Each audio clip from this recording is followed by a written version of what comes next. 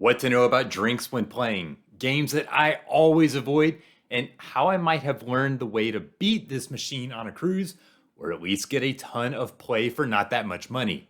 Hi, I'm Tanner from Cruzely.com, and I have all that and a ton more tips and advice as I dive into everything that you want to know about the casino on your cruise ship. So get those bets ready and let's dive in.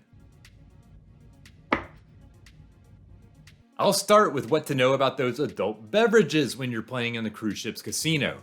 Now, if you walk into the casino on a cruise ship, you'll notice that it looks just like a casino that you find on land.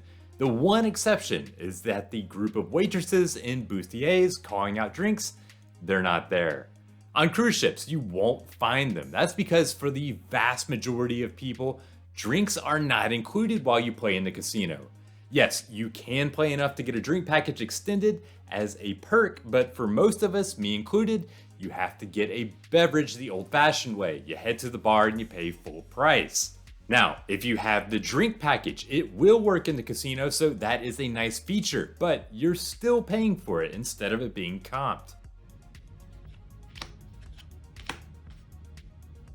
Let's jump to a secret that I've learned about the coin pusher machines that you'll often find on cruise ships, but it's not the strategy that I'll share with you in a moment that may help you win or at least maximize your play. These coin pusher machines almost always have folded up cash stacked on top of the coins as a little sweetener to make it even more fun to play. And if you look, you can see that there are several bills folded up together. So if you can tell where I'm going with this, yes, I can confirm that at least on the ships where I've seen them won, the cruise line is a little sneaky in putting in a large bill on the outside and then singles folded up inside. This $20 wasn't in fact several $20 bills, but actually a $20 bill with two ones inside. So when you win, you might not be getting as much as you thought. Are you a small-time gambler? Then one thing that you should know that you'll fit right in a cruise ship's casino. Limits, they're pretty low for most table games. My most recent cruise, I saw lots of $10 minimums, and most of the time actually see $5 minimums on ships. So if you think that you're going to be playing with a bunch of high rollers, that's probably not the case. Slot machines, they have a ton of penny slot options, and there's 25-cent video poker. Sure, you can still bet a lot more if you want, but those hoping for low stakes will have no problem finding a spot to play. One thing that's always fascinated me about casinos is the psychology behind them. So much of what goes into the space is done intentionally to get you to play even more. That's exactly why you'll almost always find the casino in the same spot no matter which cruise ship that you sail. Cruise ships, they typically have three main interior decks, usually around decks 6 through 8. The casino is set near the middle of the ship, usually, but not always, on the lowest of these main interior decks. This placement is absolutely strategic. It puts the casino in an easy to reach location and near the heart of where there is the most foot traffic on the ship. You'll never ever find it tucked away at one end of the ship or on a deck that's way out of the way. That is all on purpose to get more people passing by and more people playing.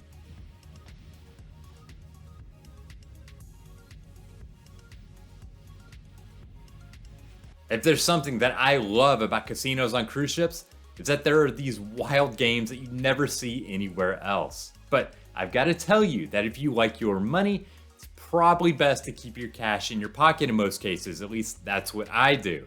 What I'm talking about are games like the skill cranes, but instead of trying to get a stuffed animal, you're trying to grab a roll of cash. Or the Keymaster game, where you insert the key to drop bills, or whatever this game is that features a huge ball or money that you have to cut the string to win. These games, they definitely catch your eye and catch your attention, but you would never see these in a typical casino on land. Just note that games like this, they usually aren't skill-based no matter what you're playing for. You'd think that if you just put the crane in the perfect position, then you'd win. They are typically programmed to only allow enough strength to pick up an object a small ratio of the time. There are similar features on other games that appear to be skill-based.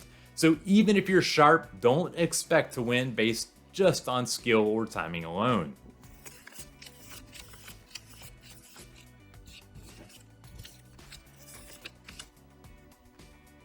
Speaking of unusual games, let's talk about another game that you often see on cruises, the coin pusher machine. Now, it wasn't until my last cruise that I learned there may be a way to possibly win the game if you're strategic, or at least get a lot of play for your money. After all, it is a casino, there's no guarantees. Now, I have to give some credit because I wouldn't have learned this if it weren't for another passenger on a recent cruise. So, Jenna from Kentucky, thank you for teaching me, and I hope that you don't mind that I'm spreading the word. So on the surface, this game is very simple. You drop a coin in, it pushes other coins down and out over the edge. But there is some nuance to know. First, there are often folded bills put on top of the coins that you can also push over. And if you play enough coins, you reach a bonus level where you can win even more. With these machines, there's only so many coins that the table can hold until it's completely full. At that point, you are essentially breaking even. It's not a perfect ratio by any means, but for each coin that you play, you can expect that one should fall over the edge if it's full. So you first want to look for a machine that looks pretty full on the table. But then you want to look for a couple of other things. First, you want to see the placement of the bills. You're looking for machines where the bills are on the outer third of the field, or even better, the outer quarter. You'll also want to see if the machine has slots along the outside rails where coins are recycled back into the machine instead of going over the edge. Some do this, and you want to avoid these machines. Then the strategy is to work the furthest outside edges when you drop your coins into play. It's tempting to work the middle of the field, as this is where the cash and the coins can be heavily stacked up. But when you push in the middle, the coins, they have the ability to spread out to both sides. So you keep plunking in the coins and it keeps finding a new spot to put them. But along the edges, assuming there is no slot, the coins and the cash are more likely to push forward, giving you a win. Now, you won't get rich off this strategy, and it's not a guarantee that you'll win. It is a casino after all. I still found myself down several times. But on a recent cruise, I played with this strategy for about 4 or 5 hours over the course of the trip, and I came out about $30 or $40 ahead. And even when I wasn't winning, I wasn't burning through my cash at the same speed as if I were playing a slot machine or video poker.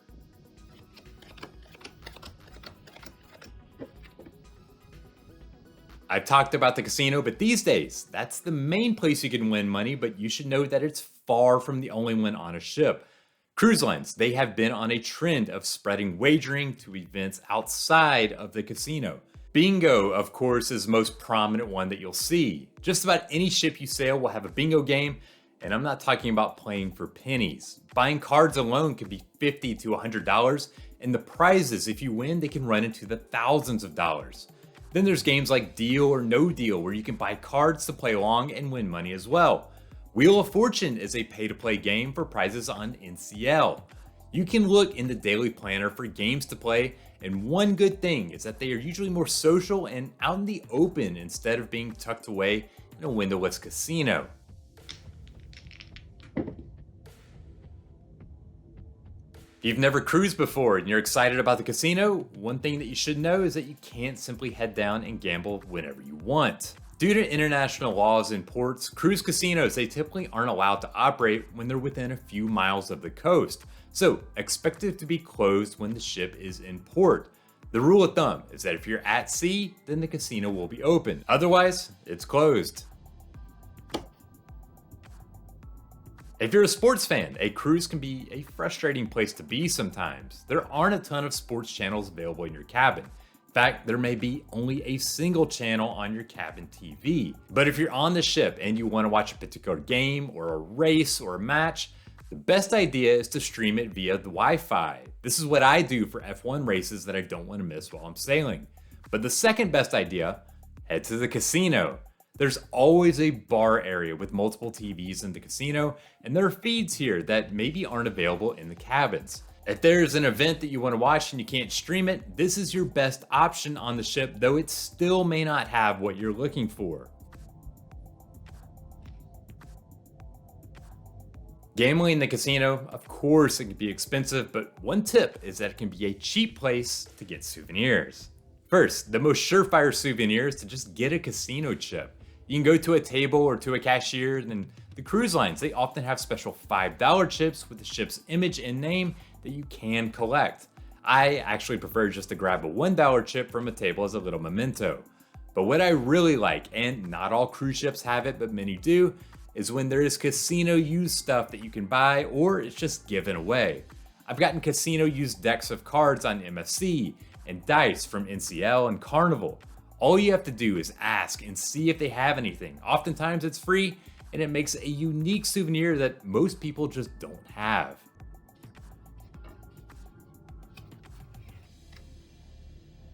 Now I mentioned the different games that you can play in the cruise casino that aren't available on land, and I also mentioned some of the games outside of the casino that you can play for real money. But then there's another class of games that are also available that you don't really see in a typical casino. For instance, these days the cruise line will have its own scratch-off tickets that you can play, and there will be lotto drawings on ship, and there are poker tables where you can play Texas Hold'em. There are even slot and blackjack tournaments that you can enter for a fee to try your luck, and some cruise lines even have sports betting available. If you haven't gotten the picture by now, cruise lines want to get you playing any way that they can, so there's no shortage of opportunities no matter how you enjoy wagering. Forget to bring cash on your cruise? You can always go to the ATM, but just be warned that they are expensive. It can cost $6 to $8 to access your money on a ship, or you can do it the free way. Cruise ships, they allow you to charge money to your room in the casino. So if you're at a machine, you just tap your card and you follow the instructions to deposit money. It will credit the machine with no extra charges like you see at the ATM, but instead you'll see it as a charge just like if you had bought a drink at the bar. At the end of the trip, the charge is then applied to the credit card that you have on file. Just be careful, as I'm warning you, it makes it pretty easy to deposit funds, so you want to keep an eye on what you're spending.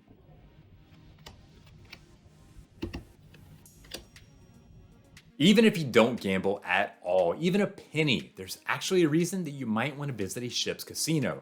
When I travel, I always take out some cash that I might need for the trip. The only problem is that it usually comes out to me in $20 bills.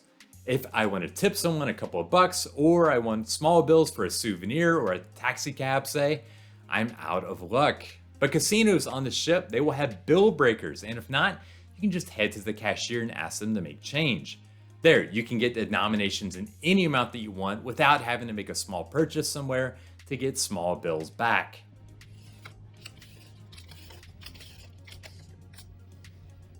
Finally, if you're a smoker, then the casino is the only interior place on the ship where you can light up, but that is changing.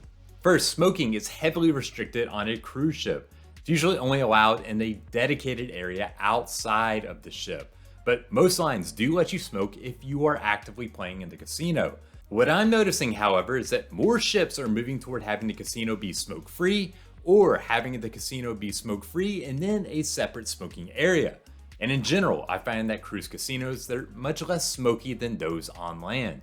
If you're on an old ship, it's more likely to feel a little bit more smoky, especially when it's busy, but newer ships have casinos where it's much easier to breathe.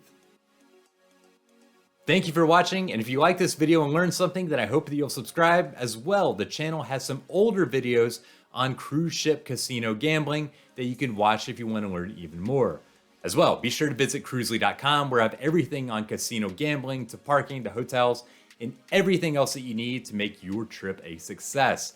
Until next time, happy sailing. Okay.